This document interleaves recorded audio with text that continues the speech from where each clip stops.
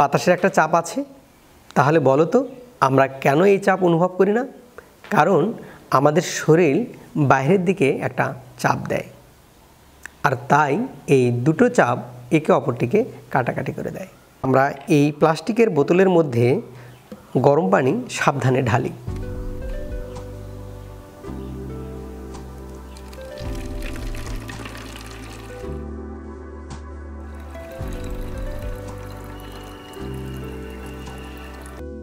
তোমরা বোতলের গায়ের দিকে লক্ষ্য করো। এবার আমরা এই বোতলটিকে হালকাভাবে ঝাঁকাই। এবার কর্কটি শক্তভাবে আটকিয়ে দেই। তোমরা আরও একবার বোতলের গায়ের দিকে ভালোভাবে লক্ষ্য করো। দেখো বোতলের গা ভাঁজ হয়ে গেছে। তোমরা কি জানো কেন এমন ঘটনা ঘটল?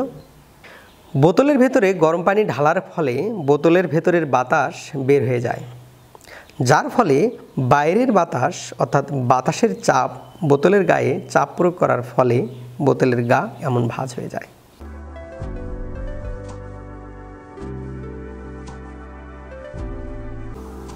বন্ধ হয়ে যাচ্ছে। কর্কটি আবার খুলে দিই।